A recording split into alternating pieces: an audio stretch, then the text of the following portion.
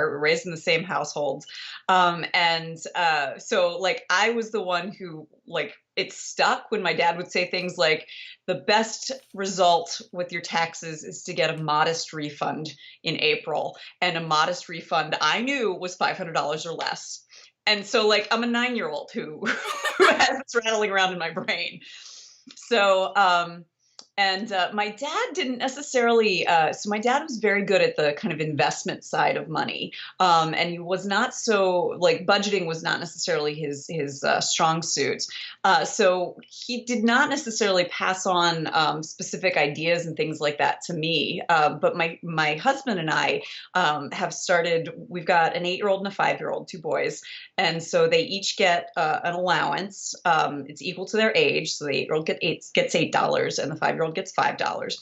And I make them, when they get their allowance or when they spend it, they each have a little ledger where they have to write down what they got and figure out how much that they have, and then count the money in their money jar to make sure that the money matches their math. So that I want to get them in the habit of tracking their spending and tracking their income, and also in the habit of doing the math regularly. I think is also very, very good. So I want them to be the sort of people who are not overwhelmed by like making change and things like that. As much as in the modern world, you don't need it so much anymore, but it's still, I think, an important thing to be able to do that quickly in your head. That's fantastic. And so while you haven't really dealt with chronic illness yourself and budgeting, you did have to deal with disability. And I just wonder, we have a great international audience. Thank you, everyone, for listening. We're in the United States. So if you have a baby in the United States, it is a very different experience than in some of the other countries where you guys actually get more sanity and help. I'll go into politics later. But you had to budget for that because you were essentially what was on disability for when your child was born. How did you handle your finances to be ready for that change in income? Is it like, I forgot what it is because I haven't had a baby for a very long time and I have not been able to work for a very long time. What is the percentage of income again? Well, if you actually can go on disability, it's generally something like 60%. In my case, because we moved, I was not in the same school district. I just basically no income whatsoever.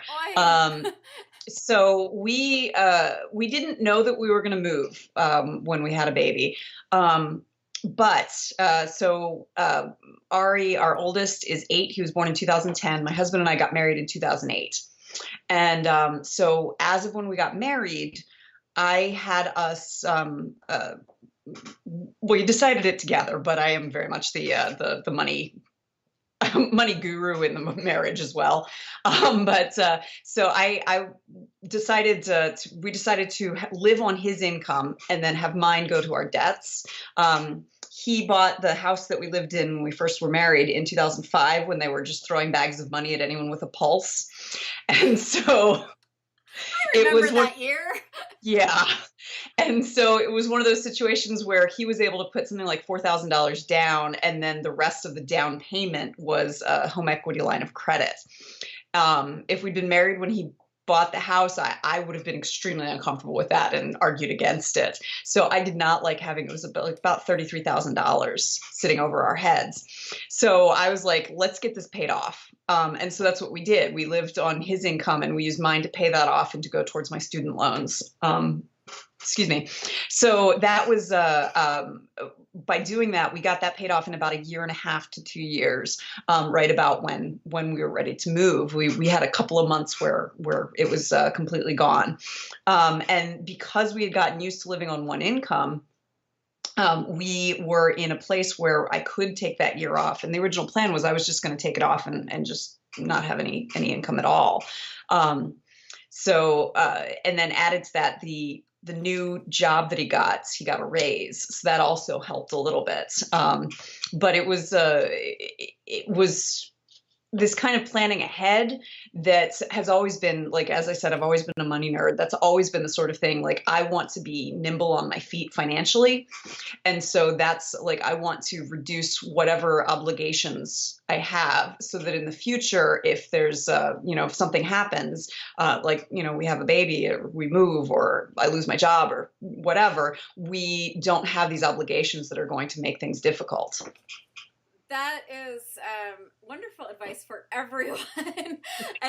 don't think people understand that debt is an ankle bracelet that you wear that you kind of drag everything around behind you. You can't move easily. You can't change jobs easily. There's a lot of almost prison time you spend with debt. It's definitely a good thing. So if you're thinking about like a new diagnosis, or if you're looking at a life where you're going to be, would your first suggestion be like, hey, let's see what we can do about the debt?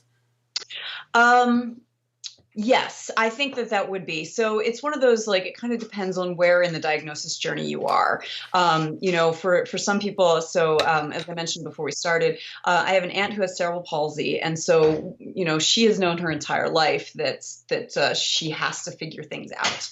The other situation that I've dealt with disability was my mother in 2012 got pneumonia.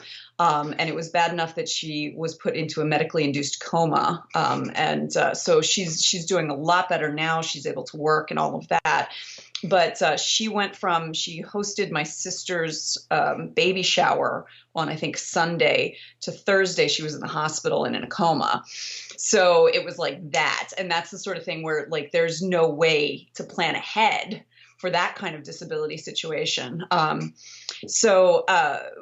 That's depending on where you are in the process. Like, if you know that you're, like, if I could have talked to my mom on that Tuesday, I would not have said, like, worry about debt. It would have been more like, let us know where all the passwords are. Well, you make an incredible point. Well, let's start in with the beautiful naivete that most healthy people have, which is, I will work till I retire. Mm-hmm. And as you know, and I'm sure as most people honestly do know, but don't like to think about, there's no guarantees. So just as a regular person, or someone who, there's Alzheimer's in the family or something, just someone who's just thinking in like not regular chronic illness terms, what are some of the basic steps you should take to make sure that you and your family are set up for the, oh my God, I'm now in a medically induced coma? So, there's a couple of things that I would suggest. The first one is make sure that money is a family affair, because one of the things that made my mom's illness very, very difficult is that she and my stepfather have always kept their money separate. So back in the day, they would, when they pay the mortgage, they put 2 checks into the envelope to send it to the bank. I don't know how they do it now that everything's online. And they just split everything down the middle. And so he didn't have access to her bank accounts. He didn't know what things were paid automatically, what had to be. So, and it's a situation that certainly works for them, but provided both of them are healthy. And so, and my stepfather is a lovely man who does not handle crises particularly well. So, and so that's the sort of thing where, like, every family needs to make sure money is a family affair and that there's an emergency binder somewhere. And those are the sorts of things where, like, it's always, the Stephen Covey matrix of importance and of tasks. That's the important but not urgent task that never gets taken care of. But making sure that, you at least, every member of the family who might need to take care of finances knows where to find the finances, or even what bank you bank with. That was part of it, because my mom had more than one bank account in different banks, and my stepfather didn't know where to find them. So that's the first thing is remember, you're not an island. and make sure that the finances in your family are a family affair, no matter how you do them. Like, you could still keep things completely separate, but as long as you both know how to access each other's, just in case. So that's the first thing. Then the second thing is to make sure that you have some sort of emergency fund somewhere. So, they typically say, start an emergency fund with $1,000. And that's, again, that's kind of geared towards the people who are living paycheck to paycheck, who never seem to be able to get ahead. And that's really important. And it's absolutely a great place to start. But what you want to eventually get to is an emergency fund that will cover 3 to 6 months worth of your expenditures, your expenses. And remember, it's your expenses, not 3 to 6 months worth of income. So, because with your expenses, there's always stuff you can cut. You can say like, oh, okay, well, if someone were in a medically induced coma, we're canceling cable, we're doing this, we're cutting that, we're not going to be eating dinners in restaurants, or we'll be eating more dinners in restaurants and fewer groceries. But remember, it's expenses rather than income, because if you say try to have 3 to 6 months worth of income set aside, that is going to freak people out. People are like, how would I do that?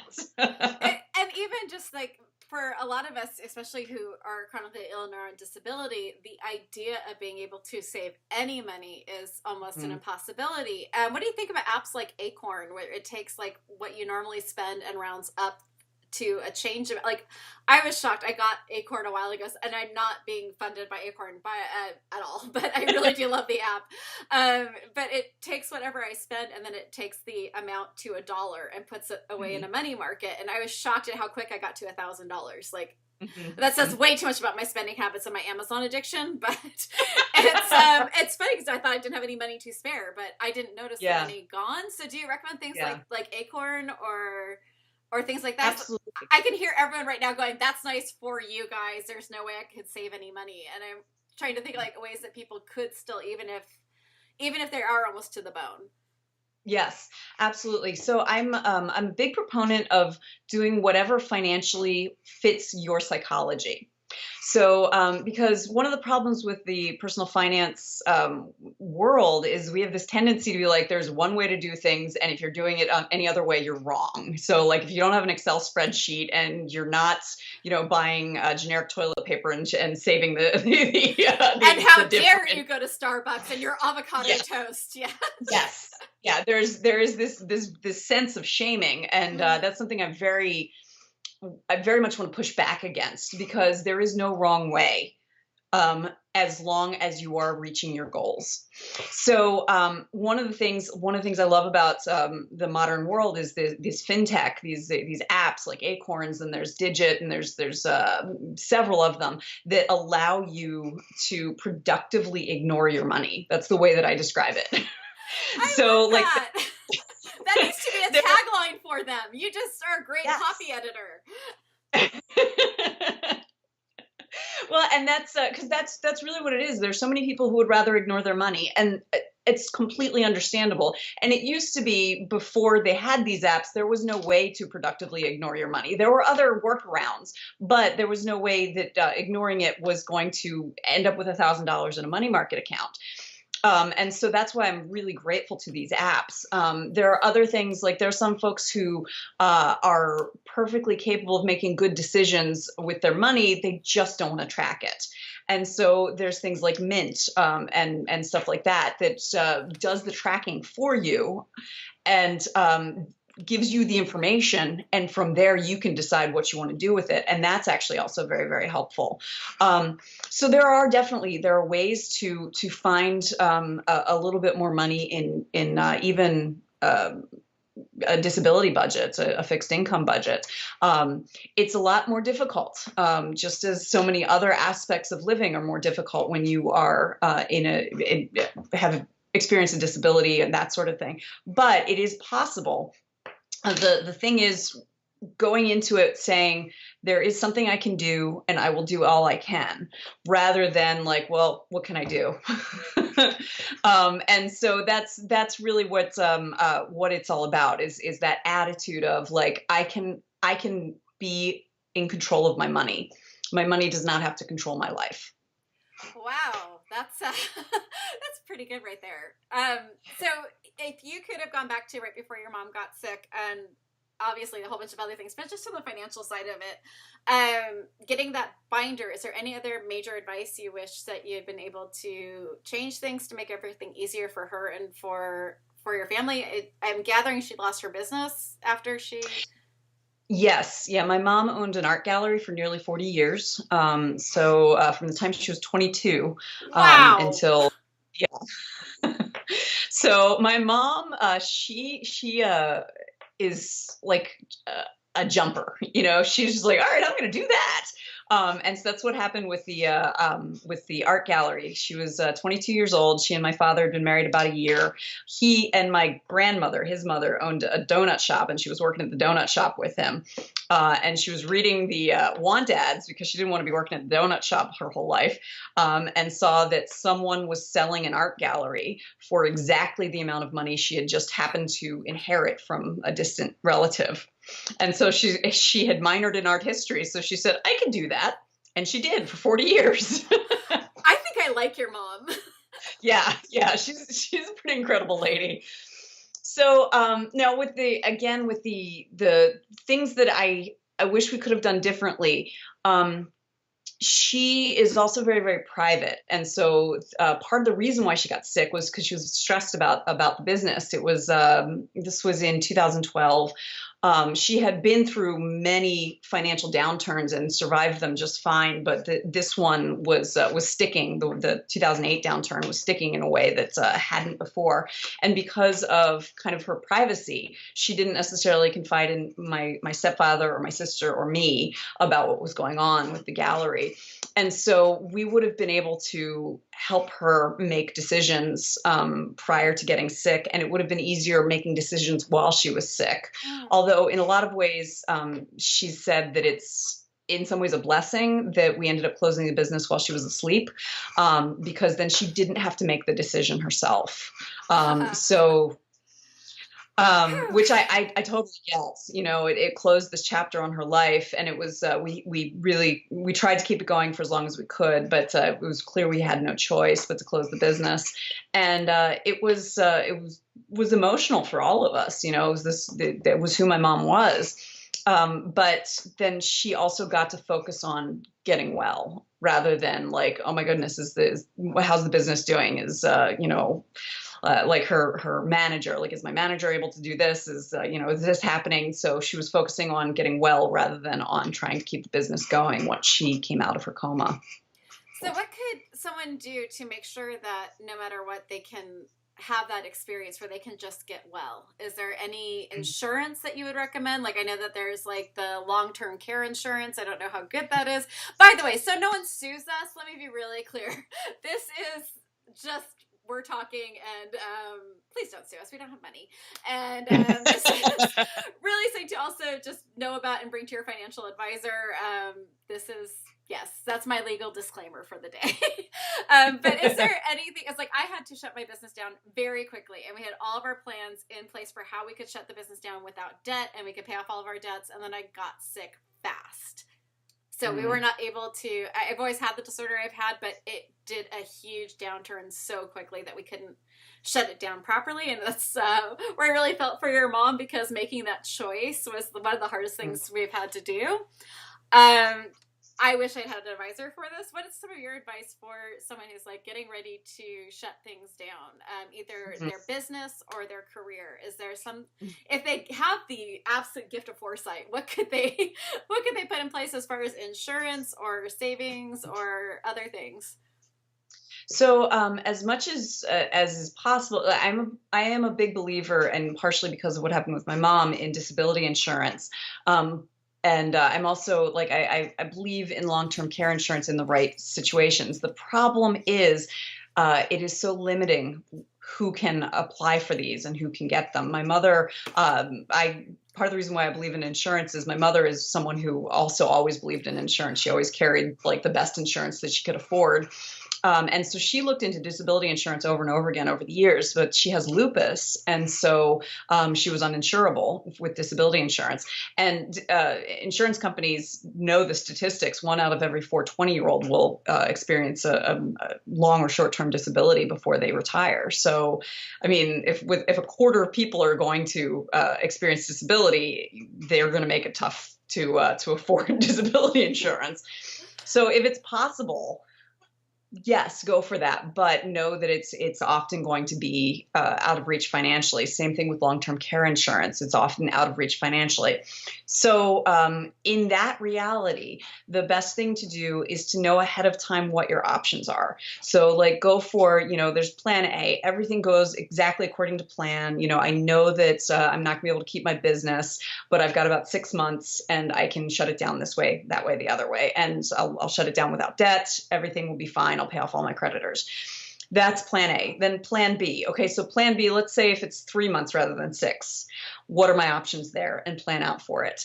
And then Plan C. What if I have to declare bankruptcy? What do I do? So there are two reasons for this. One is it's always good to have a plan, particularly if you are in a situation where you're sick and can't carry it out yourself. If you've got it already set up, like, oh, I know what I need to do this date, that date, the other date, someone else can implement it for you. And then the other reason is it takes some of the fear away if you have a plan in place, even for the worst case scenario, because you can say like, oh my God, this is so terrifying. But you know what? I know what I need to do. I know what's going to happen. I know how this is going to affect me and my family financially. It's already taken care of. So I can just focus on getting well because I've already thought through what it's going to look like to declare bankruptcy or what it's going to look like to shut the business down and have to pay back creditors, things like that. That is some very, very good advice there. Especially, again, we are in America, so I know that some of you are in kind countries that actually take care of people who are sick. Take a wild guess who I voted for. So I actually know that a lot of you are a little puzzled when we're talking about you have to focus on your finances to get well, because it is not free to go to the hospital here in this country. And it actually, we have I don't remember what the statistics are, but a huge percentage of the people in our country in the United States are bankrupt because of medical bills. So just to be really clear, and now our insurances aren't really covering everything they used to, which is, I'm driving this right back to finances, I promise. I'm so good at getting off track, but I'm on track. You can get very unexpected medical bills where you think you're insured for something and the insurance decides after the fact that that was not insured. So I have gotten $15,000 bills, even with good insurance, for medical scans at an ER. So even if you think you're covered with your insurance, please make sure you have something extra aside for $15,000 unexpected bills. Do you have any, I'm totally asking you something out of the blue, and if you are not ready for this question, just let me know and we'll move right on. But do you have any suggestions about how to handle those medical bills that are very unexpected and in the six figures? So there are two things that you can do. First, you can always call the hospital and ask for a reduction, ask for negotiation. They are set up to be able to help you pay it back. And sometimes it's like on time, just like, okay, can I give you $50 a month for the rest of my natural life? And I'll be sure. So that's one thing you can do. The other thing you can do is you can really advocate for yourself and complain and argue and the reason why I say that second is because the sad fact of the matter is that the people who most need to be able to make those claims and arguments are the ones who have the least spoons to be able to do it. The word. Yeah, I love that analogy. Oh God, all of us do. It's the easiest way to explain it. Mm-hmm. And so that's something where I feel like it's there are medical advocates out there who help with those sorts of things, and depending on the situation, that's it might make sense to hire medical advocates. If you're facing like 5-figure, 6-figure bills, that's terrifying, and a medical advocate can help you. The other option is, when people say, what can I do? The one that you take with you when you buy a new car from a used car dealership, you say, hey, have I got a job for you? So, but that's something where you can ask friends and family who are, would are kind of gathering around to help you as you're dealing with this difficult time, to say like, hey, can you advocate for me if you are not able to afford a professional medical advocate?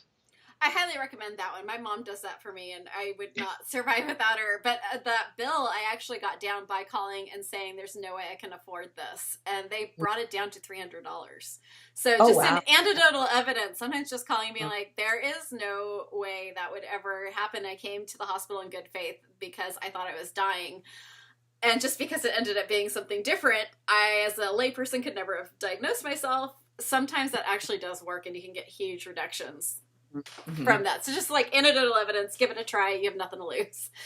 So we also have people who listen to this who are caregivers. And you had mentioned your aunt who has cerebral palsy. Is there a way that a caregiver can set up things so that the person is always going to be as okay as possible financially? Mhm. And that's something that I wish my grandmother had done. My grandmother very much came of age in the kind of like family takes care of family viewpoint. So she never signed my aunt up for the Social Security that she was entitled to, and there were other government programs that she was entitled to. And my grandmother was kind of didn't trust the government. That would be my grandmother. Um, I like the women in your family. yeah, my grandma Betta was she was a firecracker. So her plan was the family would always take care of Robin, and things don't always go the way that you anticipate. And so Robin is now, my aunt is now in a facility for adults, so that they can live independently. It's not ideal, but it's, what the family can afford. So like the first thing is like, look into what is available through the government. There's not as much available as you would like. If you are on SSI, there's that requirement of having no more than $2,000 in your name, which is, ugh, that seems just cruel to me. But there are options out there. The other thing is there are a number of special needs trusts available. There are lawyers out there who can put together special needs trusts. So a dear friend of mine has a 13-year-old boy who has fairly severe autism, and it's unclear if he's ever going to be able to live independently. And so my friend asked me if I would be willing to be a trustee for the special needs trust she and her husband have put together in case something happens to the two of them. And so that's the sort of thing where, like, looking into spending an hour with a lawyer who specializes in these kinds of trusts is time and money well spent, because they can help you navigate what is most difficult about dealing with the finances of living with a disability, and also make sure that you have something set up to ensure financial security later in life. That is wonderful. So, what kind of person would you find? Would you just find a regular accountant, or would you find someone? How would you find that special needs the person who would be able to specialize in that? So there are lawyers. Generally, if you look for an estate planning lawyer, Mm, and if you find like local estate planning lawyers, and call and ask if they have anyone who specializes in special needs trusts. that is fantastic advice. So, I have another one for you. Again, I'm just going to keep you on on your toes on this. My Great. apologies. A lot of us who have chronic illness or disability, we get very bored staying at home. And I know so many of us who have started businesses or started things, like I started the podcast and I write and illustrate kids' books and I run a second podcast because I don't stay still well. What's some of your advice about starting a business up?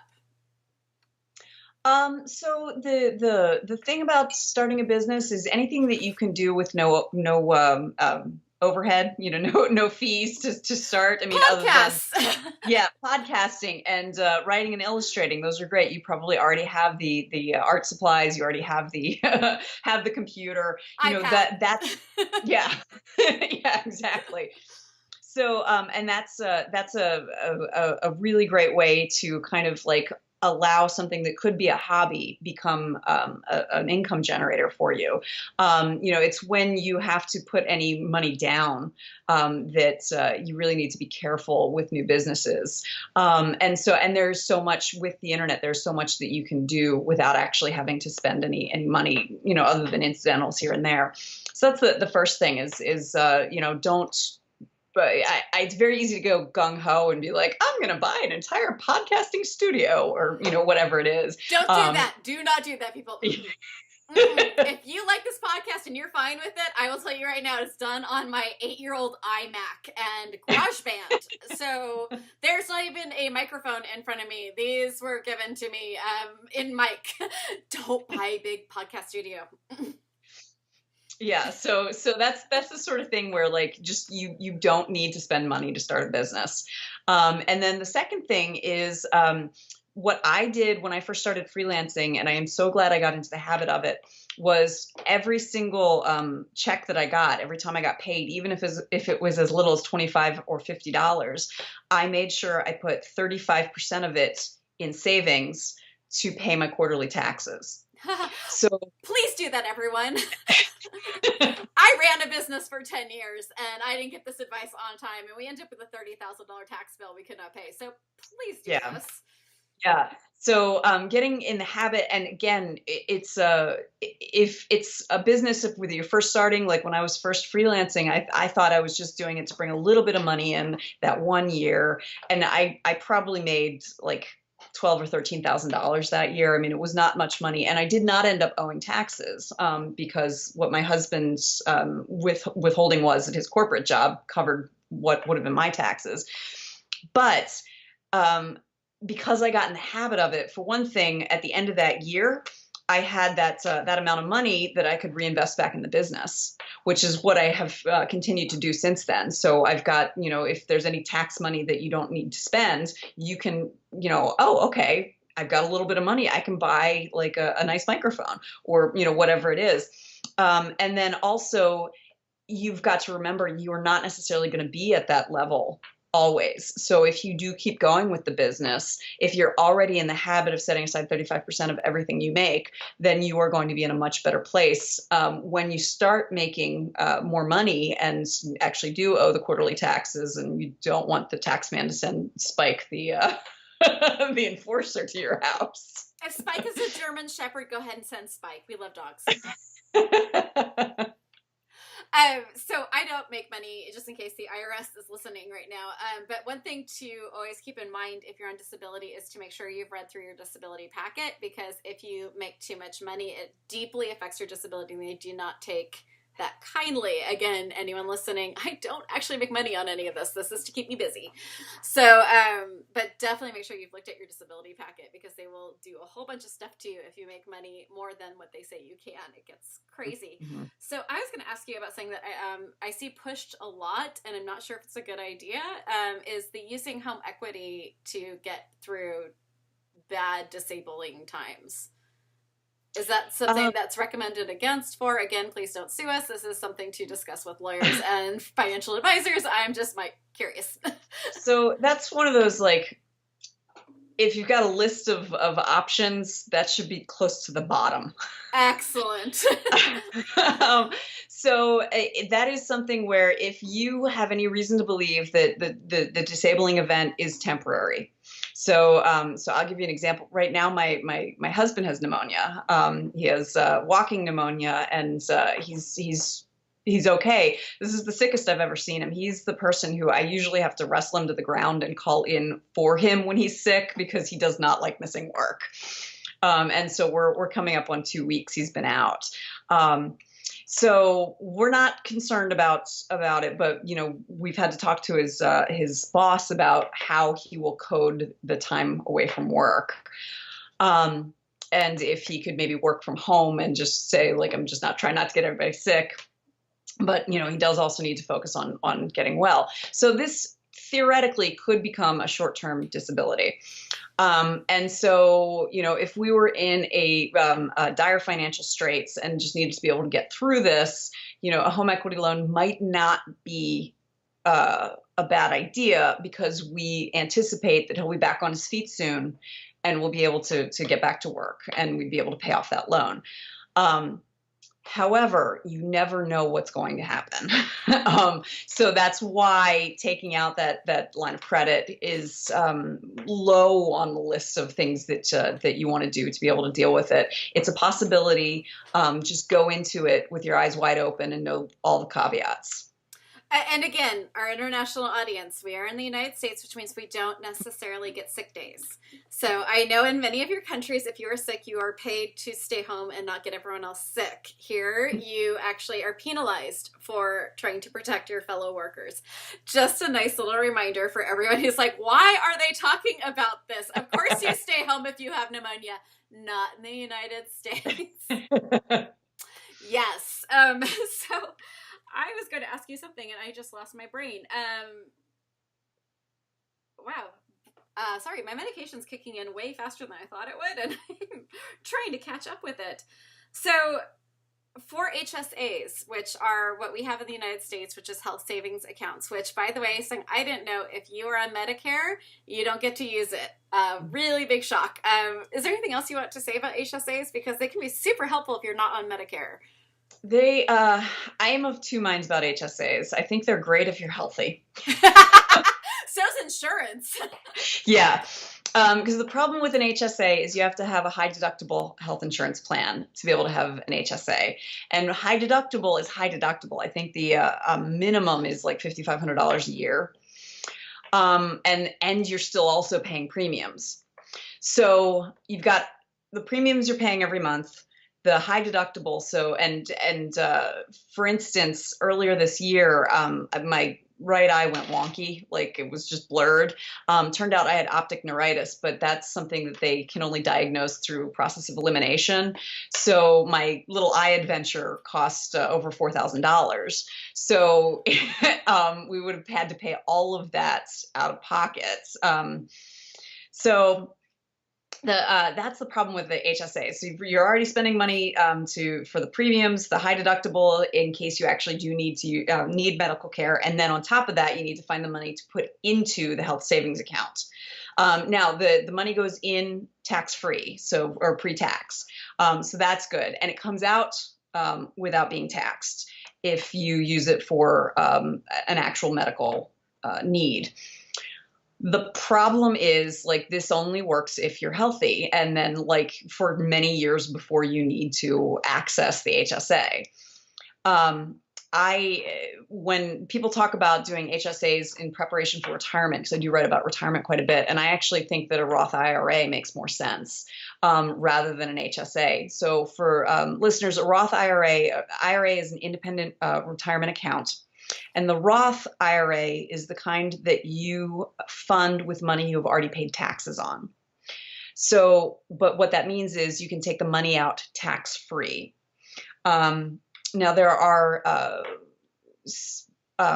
limits on or minimums on how old you have to be able to access the money. You have to be 59 and a half. I do not know if there are sorry, my brain just stopped working. No, I communicable disease of like brain fog just like went straight over to you.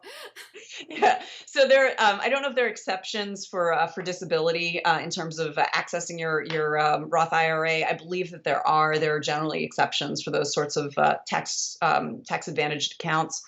But the reason why I believe in those is because you don't have to use the money for medical if you continue to remain healthy.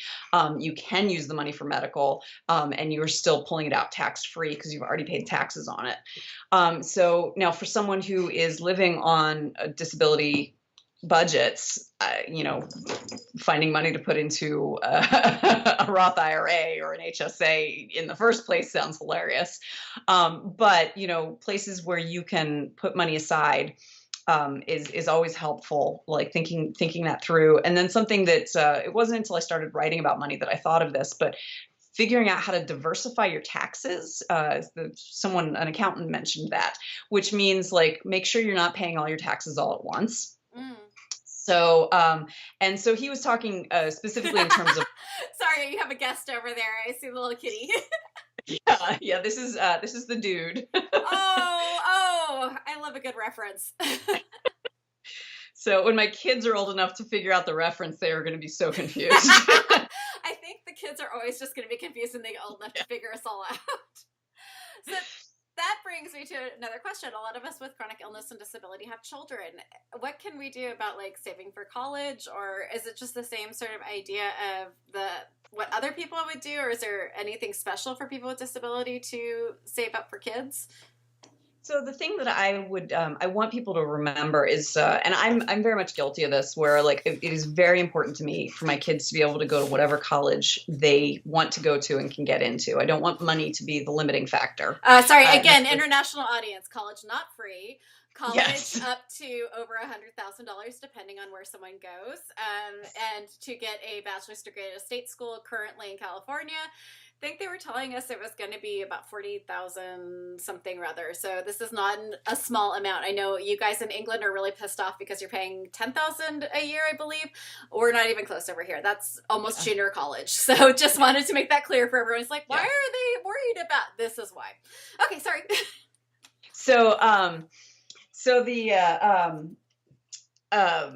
For me, it's very important that my kids be able to go to school, whatever school they want to. I don't want money to be the reason they can't go to their preferred school. You know, if they can't get in, that's fine. That's life. Whole nother issue.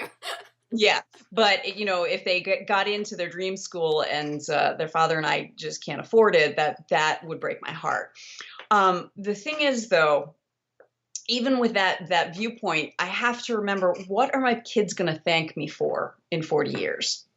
So if I put money aside for college and neglect my own retirement, and I have to live in my kid's basement, they are not going to thank me for the college degree. That is a beautiful point.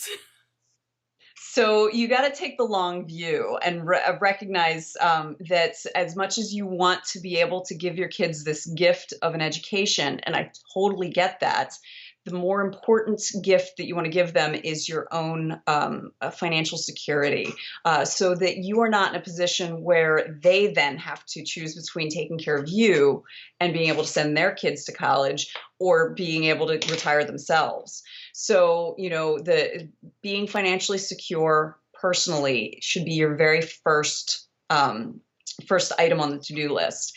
After that, if you're able to put money aside for your kids' college, that's wonderful and it's an excellent gift. But it is not necessary. You can get loans for college. There are things that kids can do to be able to get the education that they need, because you can't take loans for disability. You can't take loans for retirement, but you can take loans for college. That is a wonderful point. I just also want to say, because we have a 17-year-old here at home, even if you think that the Ivy Leagues are out of the picture, if it's a financial issue, most of the Ivy Leagues are now free for families that make less than $100,000 and completely free for families that make less than 60. I was shocked by that. I just wanted to, as we're freaking everyone out who's listening to this, I wanted to just put a little ray of sunshine in that there are things, and that there are states like Oregon and San Francisco that are looking into, San Francisco's not a state, I'm sorry, California, which I freaking live in. You'd think I'd have this together. Doing well, people. That there are states that are now looking at free at least the year after high school. So there are things in the works. I don't want to just be all doom and gloom, but I also want to explain for everyone listening who's like, we don't have that problem over here in our country. So I also there's some of the best teaching you're going to find is at community colleges. Because the professors are actually teachers. They're not there to you know, the publisher perish that they talk about. So yes. That's also something to remember. And if you really want the ultimate tip, it's go to places that are a junior college that's near Stanford. That's Foothill. Or I went there. Or go to any of the junior colleges near MIT, NYU, UCLA, UC Santa Barbara, any of the big colleges. If you go to the junior college that's near there, most of the adjunct professors teach there. So you get the same education at an eighth of the cost. Just my tip to everyone. I know I'm not the financial advisor here, but that's how I got through college and paid for it. So, well, that, and I also am older. So I think it's really important when we talk about the millennials and like, why aren't you able to handle yourselves? Well, when I went to junior college, it was $11 a unit. Mhm. Now it's $50 a unit. So I think it's really important to like remember those things too. We're getting close to the holidays, and I was wondering, do you have any tips for people who have a massively decreased budget on how to handle holiday spending? Because the numbers are obscene in how much we spend Mhm. on gifts during the holidays. Do you have any suggestions or things that you do in your own family to keep sanity around holiday spending? So I try really hard to for me like the gift spigot I want to turn off in general. Huh. Just especially once I had kids, people they so want to show their love, and the easiest way to do that is to buy something. But it just and it's so much easier to buy things now than it was when I was a kid. If my grandmother wanted to buy me a toy, she had to go to Toys R Us, whereas all my mom has to do is click a button on her iPad. So, so for me, I already start with like I prefer experience gifts. And so that's what I ask for, and that's what I try to give as much as I can is experience gifts, as much as within my budget. So like things, and so that sort of thing can allow you to be a little bit more circumspect about how much things cost. If you start with, I'm going to give experience gifts, you can start thinking about like, well, what are experiences that are low cost or even free that I could give and find a way to make it a beautiful presentation. Like if you want to take someone on a picnic, have a basket with, and you can even just find something at Goodwill and put things in it, a blanket and like, a bottle of wine, that sort of thing. And just say like, I'm going to take you on a picnic when the weather warms up, or since you're in California, I'm sure it's nicer there than it is here in Wisconsin. You're gonna kill me, but it's 80 degrees right now. Oh goodness. Which I have a heart condition, so I'm hating. I would so much rather be where you are. I'm like, I can't even go outside of my house right now because once it hits 80, my heart goes into insanity. So I'm stuck here, and like my fan is right over me right now. I should do Brett girl hair right now. But yeah, I'm so sorry. I know that would probably be much more fun for you to be out here. So we're getting close to the end, and I really just want to like, you've given me so much information. I can't thank you enough.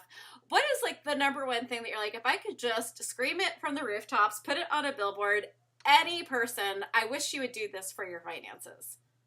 I wish you would pay attention to them. I talked about productively ignoring your finances. One of the things people tend to want to avoid thinking about money. And the problem is you are in a relationship with your money. And so if you, every time you saw your spouse or partner was like, oh, I got to do something with you would not have a very good relationship. And that's kind of how it is with money. If your feeling when you're paying bills is like, oh, I hate this, you are going to have a negative relationship with your money. And if you have a negative relationship with your money, things kind of reinforce. So finding a way to make paying attention to your money more fun, and something you look forward to, which sounds crazy, but it is possible. I mean, and also money is like laundry. You're never done. So you have ways of making yourself do laundry too. No, I don't. Theoretically. We just discovered who the adult in this conversation is. No, I hear you. And like having the Acorn app was actually a fun way to keep track. I knew that no matter what I did, it was never going to flash red things at me and make me sad and scared. Like, that's helpful. Yeah, and that's there's a lot of gamification with the fintech apps. For me, I love a good star chart, star sticker chart. Like I did this every day this month, and I got a yellow gold star. Oh, your kids are 10 and 8. I love that. So, and I actually do an Excel spreadsheet that I have color coded and it's in rainbow order, but there are any number of ways to make it a little bit more fun. And if you take the time to take care of your money is going to take better care of you. That is a wonderful place to stop on, unless you have something else that I just randomly have forgotten, which happens more than you could possibly imagine. Well, I do just want to give a quick pitch for my book. It's called End Financial Stress Now. That is wonderful. And it's you can pay off debt and save money on any income. And I tried very hard to make one of my big pet peeves about personal finance books is that they are often geared towards upper middle class folks who are just bad with money. And I'm not saying those folks don't need help, but Not there's as a much as lot the out rest there. of us. And the rest of us need more help. So I tried to be very cognizant of the fact that not everyone is able to just, stop drinking lattes and everything will be fine. Um, so, so I tried to make it clear that, like, even if you can't fix all of your financial problems, you can reduce or end your stress. That is wonderful. And if you go over to our show notes, the first thing you will see is a link to the book, a link to website, a link to all social media. Please follow. This is all really good and advice, and not only good advice, but not dry and boring advice. This is like financial planning for people with no attention span. This is wonderful. I've been like obsessively going through the blog and taking lots of notes. I am hoping someday to be able to convince you to do guest blog articles on our blog. I would love that if you're ever willing to. Absolutely, yeah. That would be Just hit me up. amazing. I will, and I know your publicist's name now, so I will absolutely bug you. Thank you so much for coming on the podcast. I really appreciate your time. Thank you. This has been a lot of fun. Until next week, be kind, be gentle, and be a badass.